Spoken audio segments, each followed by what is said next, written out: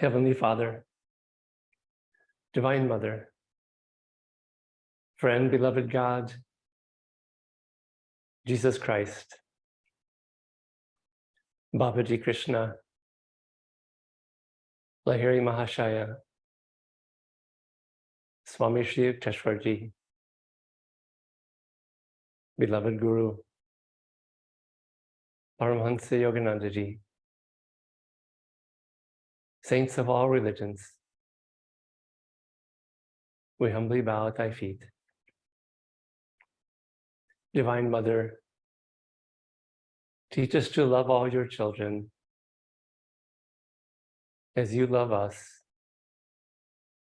Teach us to forgive all as you have always forgiven us. May we always love like you, like your great ones, and be instruments of that love to all. Om Shanti Shanti Shanti. The topic this evening is a good one for Christmas. Christ, who really was in a way, the epitome of forgiveness. His final act was on the cross, being crucified and saying, "Forgive them, Father, they know not what they do," with great, pure, divine compassion. And equally, East and West, in Mahabharata, Master quotes from Mahabharata in Autobiography of a Yogi. He says, "Forgiveness is holiness. By forgiveness, the universe is held together. Forgiveness is the might of the mighty. Forgiveness is sacrifice. Forgiveness is quiet of mind. Forgiveness and gentleness are the qualities of the self-possessed. They represent eternal virtue." And we don't often think of forgiveness as a strength, but in fact, it's a divine strength. It's divine power, truly, is what it is. It's not something that is easy for us to do. And in terms of healing, which is what this satsang is about, it's really essentially important for our own healing. Yes, it can heal others who need our forgiveness, but it's really, Swamiji talks about forgiveness in this way, that it's more for healing our own heart, healing the hurts of our own heart.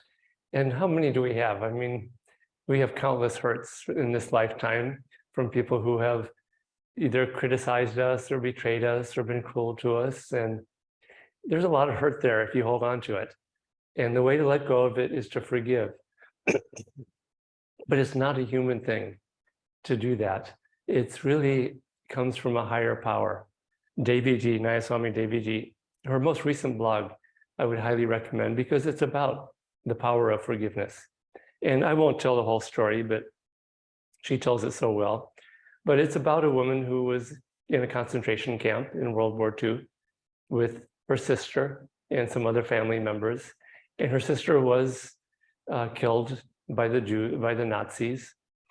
And as this woman is a minister, she's an acharya, she teaches the teachings of Christ, including forgiveness. And she was giving a lecture one time and talking about forgiveness. And as she was greeting people afterwards, this man came up and said, "Oh, thank you so much for preaching about forgiveness. I'm so healed by it." And she saw this man and realized that he was one of the guards leading people to be gassed and killed in the concentration camp. And she could not forgive him. The pain and the suffering and the hurt of her loss of her sister, it was too much. She could not forgive him. And she just finally, she realized she had to forgive, but she couldn't. And she finally reached out her hand to shake his hand. And she said that at that moment, there was a divine power flowing through her. And that divine power was the power of grace. It was the divine power of forgiveness. And she was healed. And she was able to be able to forgive him. But it wasn't she who was forgiving. It was more the divine flowing through her enabled her to forgive and let go of that hurt. And it was almost, forgiveness is a divine grace. It's a form of divine grace flowing through. I had an experience just at the 8-hour meditation, since some of you have just had an 8-hour meditation or are doing it this weekend. But 2 years ago at the 8-hour meditation, I was meditating, and there was a person who I just was having a hard time to forgive over the years. Just I had tried to help him. He had betrayed me and intentionally tried to harm me and hurt me and said things about me. And I know the philosophy of forgiveness. I was trying to forgive. I know what you're supposed to do. I know what it means. I know how you're supposed to do it.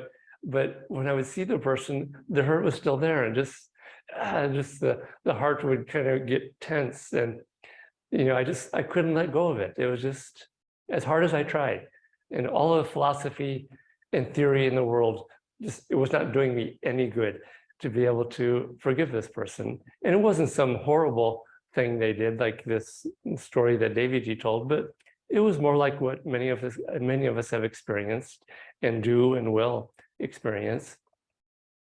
And at times I had prayed for this person, I had tried to do these things, and it was starting to work. But at the 8-hour meditation, I wasn't thinking at all about the situation, because this wasn't something that I thought a lot about. It just would come up when I saw the person or occasionally. So I wasn't thinking about it at all. But at the end, near the end of the 8-hour meditation, I was very uplifted by the love of Christ, just the power of Christ, the grace of Christmas, of the 8-hour meditation. It was just very, very uplifting and sweet, beautiful, a lot of grace. And at that moment, I thought of that person just out of the blue. I think God put the thought of that person in my mind and my heart to help me to learn this lesson.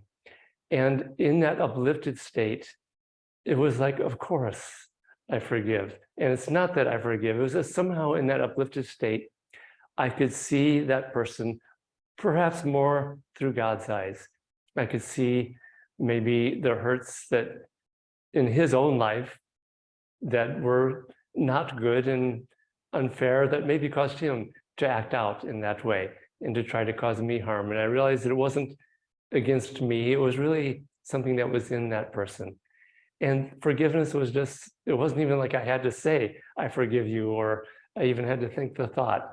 It's just the forgiveness was there. It was flowing through me from God, I felt. And since then, that has been healed. And so this is where we learn to forgive. Yes, we try, we do our best, and sometimes it's easy, and minor hurt, yeah, we can forgive. But when it comes to the bigger ones, yeah, do the best that we can. But it's really only God flowing through us, or us being in a divine, godlike state of mind where it really, really happens. And think of Christ on the cross. He was being crucified, and talk about betrayal and hurt. Someone was shoving a spear through his side and putting nails through his hands and feet, and he just weeping for the pain that they were experiencing to do such a thing. He was saying, "Forgive them, Father, they know not what they do." And do you think at that moment he sort of recollected, "Oh my God, I better forgive these people. That's what the teachings say. My Acharya said I'm supposed to forgive. Devarshi, he said at that satsang, I'm supposed to forgive, so I better forgive." No, he wasn't thinking that way. He was one with God. He was the divine being.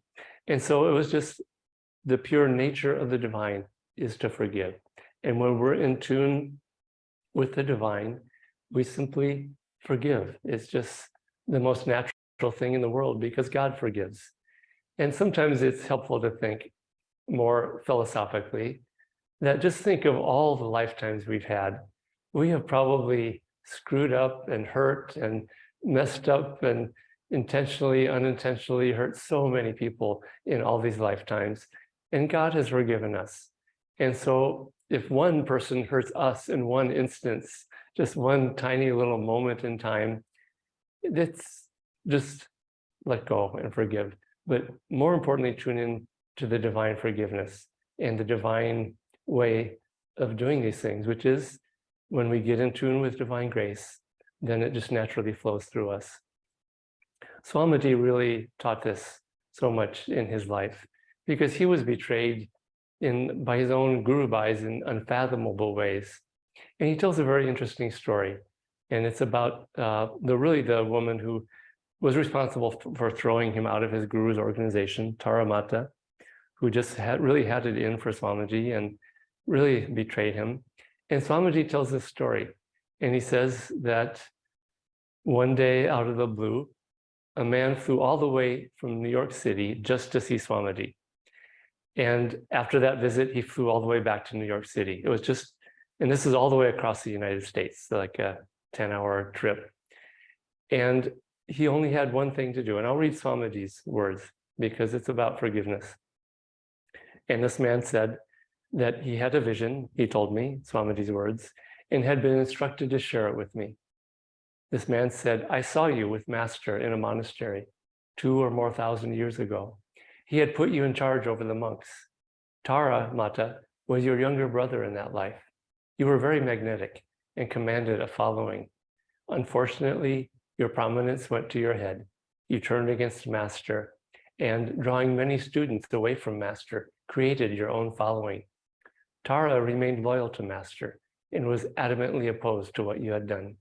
In this life, she was still influenced by her anger against you at that time. But in this lifetime, so I was shown, your motives are completely pure. There is none of that old rivalry against Master left in your heart. Tara was living out a dead scene.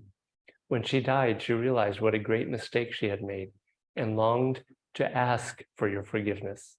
She wants to beg you for it through me. At this point, the man stood up and asked if he could embrace me on her behalf, and if with the embrace, I would give her my forgiveness. I did so readily, marveling all the while at the strangeness of this encounter. Very strange story, isn't it?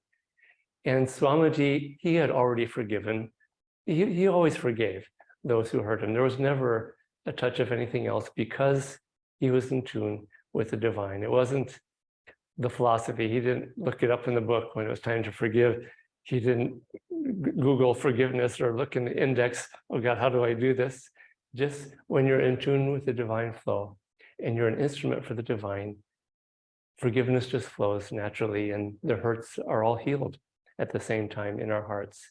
This is also, again, how we act as instruments for the divine with doing healing prayers. And so let's tune into the world, tune in to all those in need, tune in also maybe individually to souls who have hurt you and you've had a hard time forgiving, and maybe include them in the whole batch of the bigger souls, because maybe it's easier for the flow to happen to those bigger souls, and maybe perhaps the person who you've been trying to forgive might get caught up in that flow of grace that is unconditionally flowing through to all the souls in the world. So let's visualize this world that is in so much need, so much suffering, physical pain, warfare, violence, spiritual suffering, doubt, hurt, all these ways that people can suffer. It's countless. And let's tune into Divine Mother's healing grace, unconditional love, kindness, sweetness, forgiveness. And let's feel that power of divine love flowing through us to all souls. And let's pray. Divine Mother, thou art omnipresent. Thou art in all thy children. Thou art in everyone who has ever hurt me. Manifest thy healing presence in their bodies, minds, and souls.